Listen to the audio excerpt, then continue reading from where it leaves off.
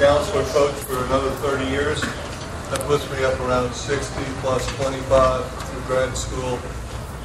Puts me up around 95. Wow. Going strong, yeah.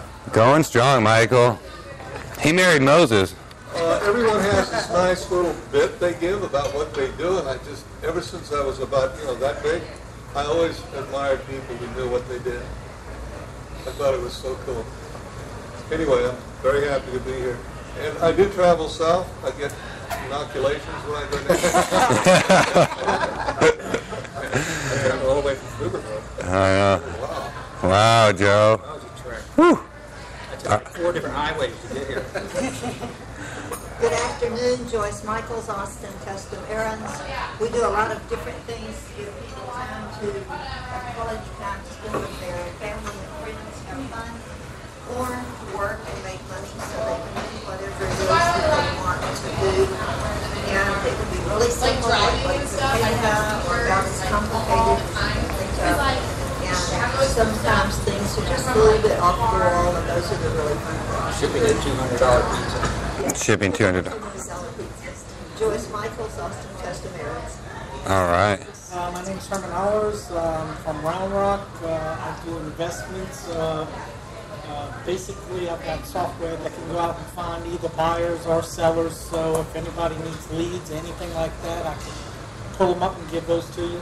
But what I like to do is help homeowners that's going to lose their house, like they have to foreclose. Mm-hmm. That's one of the worst things to hit your credit, because then normally they also have to go bankrupt, and then the IRS tries to collect whatever they didn't get for that house that they foreclosed on.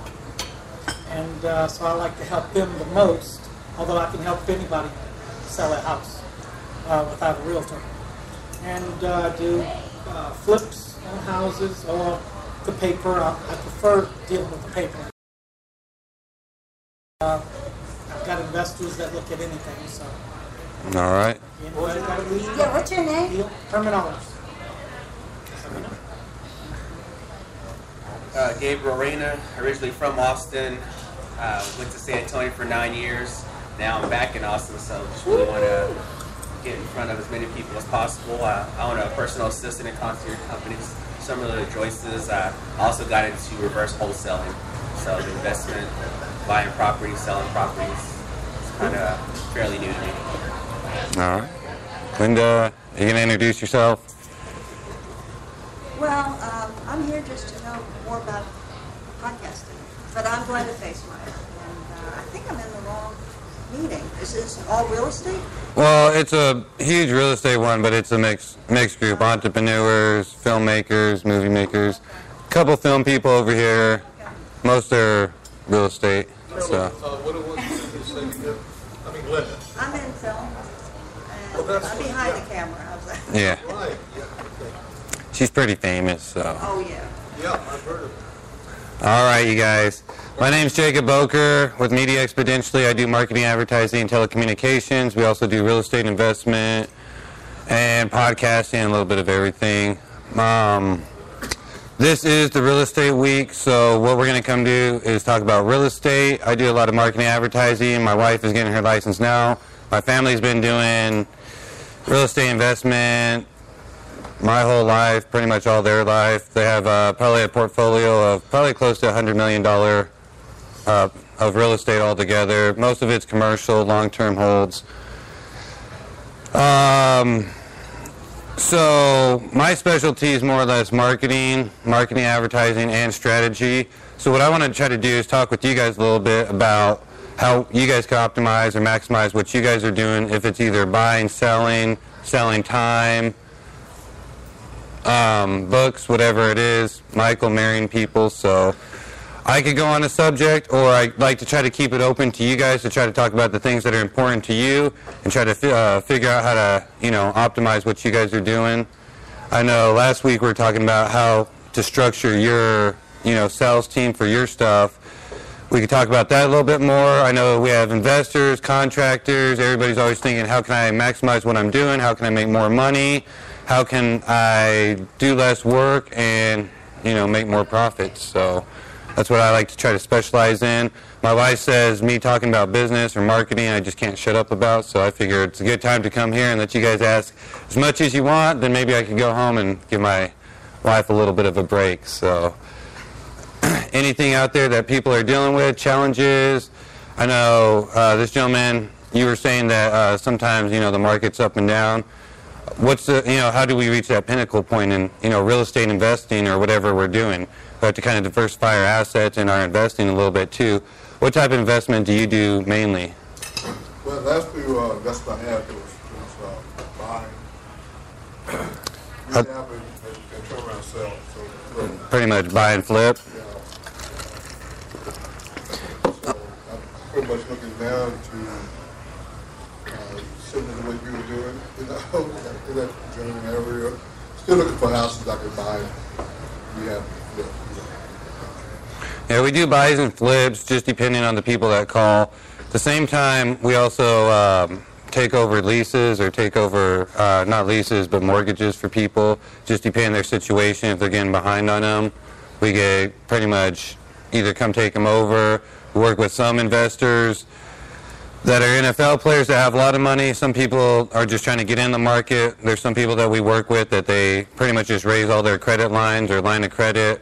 Pretty much go in and we help them take over these mortgages.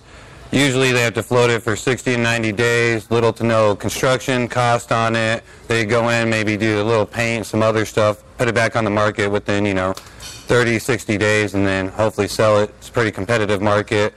That's some things that some people are doing in the market. I think, my family, they diversified. They just, bought and held for years and,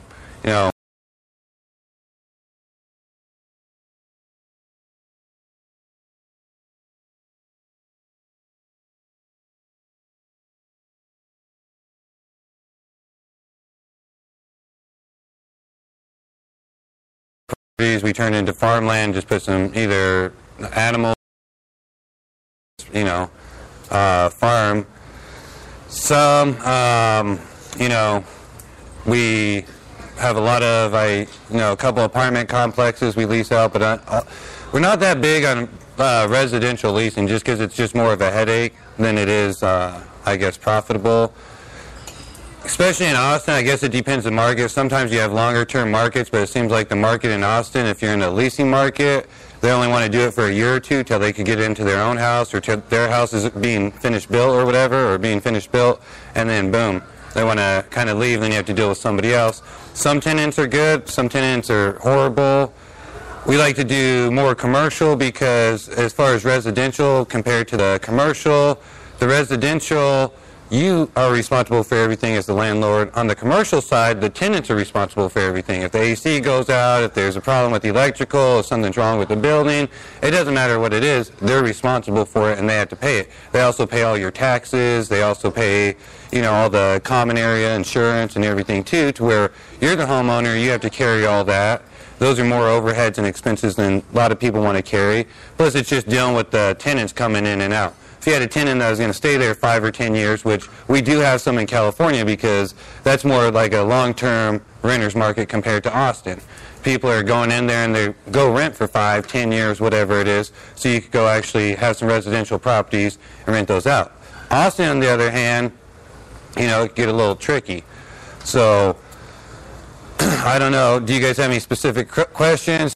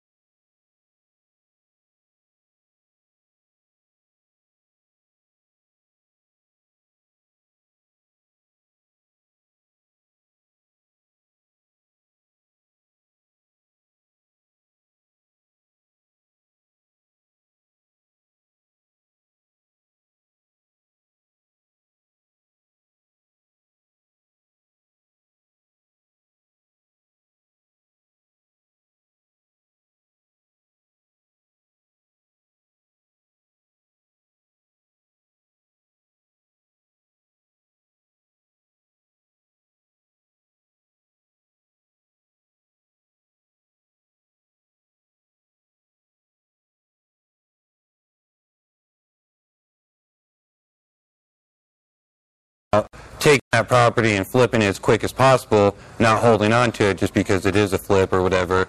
If not, you have to try to figure out some other way to try to generate revenues off of it, if it's, you know, renting them out or whatever it is. Also, some of them that we've ran into issues with or that we've had more problems maybe selling on the market, that we need to recoup some money, we do rent to own, which initially the people give us probably 25 to 30% more than a regular down payment, and then they're also paying anywhere from 20 to 50% more monthly just to try to get that note. Then usually you put something within, you know, 5 to X amount of years, however long you want to hold it, they have to be able to get approved for their own loan and pay the remainder. So I guess it really depends what each person, you know, person's goals are of how you want to handle your investments or how you want to, you know, kind of diversify it. But I think definitely diversifying it from maybe getting onto some long-term holds. When you're looking at a hold, there's different ways to generate revenues off of that too. Some people I know, they're creating rental properties off of it. One guy I know, he's doing corporate rental properties because Austin's huge and they have all these people coming in from these corporations that just need it for months, years, whatever, because they, you know, the person's coming in, they're pretty much paying the cost of living for that person to come work for them. So, you know, you have Google, Facebook, all, you know, Dell and all these other companies, they'll have these CEOs or these other executives come in and they'll pay for their house and do all that. So they specialize in just buying houses, long-term holds, but that's how they pretty much rent them out. I know another guy, he does vacation rentals with his. So he'll do long-term holds, but he does vacation